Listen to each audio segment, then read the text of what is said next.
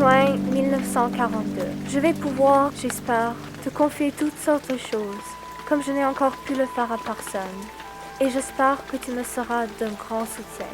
Je vais commencer au moment où je t'ai reçu, c'est-à-dire quand je t'ai vu sur la table de mes cadeaux d'anniversaire, car j'étais là quand on t'a acheté, mais ça ne compte pas. Vendredi 12 juin, j'étais déjà réveillée à 6 heures. Et c'est bien compréhensible puisque c'était mon anniversaire.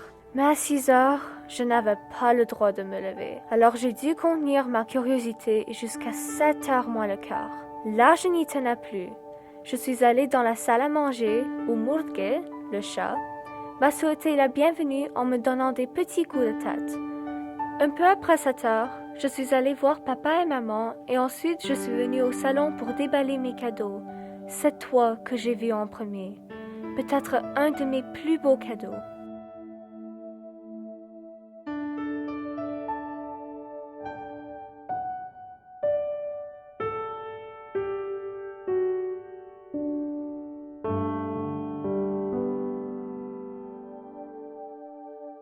Chère Kitty, hier, j'ai eu une peur bleue. À 8 heures, on a entendu un coup de sonnette retentissant. J'ai tout de suite pensé que quelqu'un venait. Tu devines qui. Mais quand on m'a assuré que c'était des petits plaisantins ou le facteur, je me suis un peu tranquillisé. Maintenant, pendant la journée, c'est le calme plat. Levinson, un petit pharmacien et chimiste juif, travaille dans la cuisine pour M. Kugler. Il connaît la maison de fond en comble. Aussi avons-nous tout le temps peur qu'il ait l'idée d'aller jeter un coup d'œil dans l'ancien laboratoire. Nous ne faisons pas plus de bruit que des souriceaux. Mercredi 29 mars 1944. Chère Kitty, hier soir, le ministre Boukestine a dit sur Radio Orange qu'à la fin de la guerre, on rassemblerait une collection de journaux et de lettres portant sur cette guerre. Évidemment, ils se sont tous précipités sur mon journal.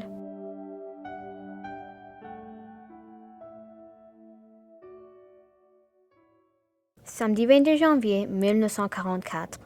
Chère Kitty, peux-tu me dire pourquoi les gens cachent si jalousement leur vraie personnalité? Comment se fait-il qu'en société, je fasse toujours toute autre chose que ce que je devrais faire? Pourquoi les uns font-ils si peu confiance aux autres? Je sais, il existe certainement une explication, mais il me semble parfois très triste qu'on ne puisse trouver nulle part, même auprès des gens les plus proches, la moindre complicité. J'ai l'impression que depuis la nuit de mon rêve, je suis devenue plus mûre et beaucoup plus une personne à part entière. Tu serais sans doute abasourdi si je te dis que même les vannes d'Anne ont pris une autre place à mes yeux. Soudain, je ne considère plus les discussions, etc. Tu vois, je me suis dit tout d'un coup que si maman était indifférente, une vraie mams, nos relations ici auraient été totalement différentes. Jeudi 1er avril 1943. Chère Kitty, pas le cœur à faire des blagues. Un malheur n'arrive jamais seul. Les messieurs de Francfort sont arrivés. Papa tremblait déjà en pensant au résultat de la discussion.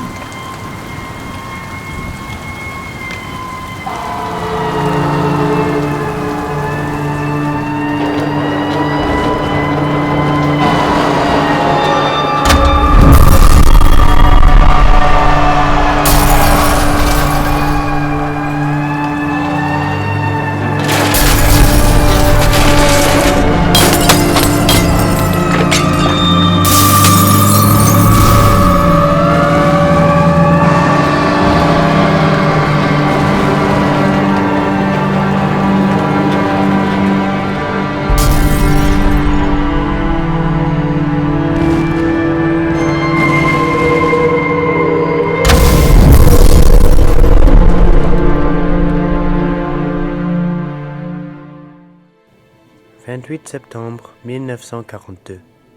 L'idée de ne jamais pouvoir sortir m'oppresse aussi plus que je ne suis capable de le dire, et j'ai très peur qu'on nous découvre et qu'on nous fusille. Évidemment, une perspective assez peu réjouissante. Papa est toujours si gentil, il me comprend si parfaitement, et j'aimerais bien pouvoir me confier à lui sans éclater aussitôt en sanglots. Mais il paraît que c'est une question d'âge.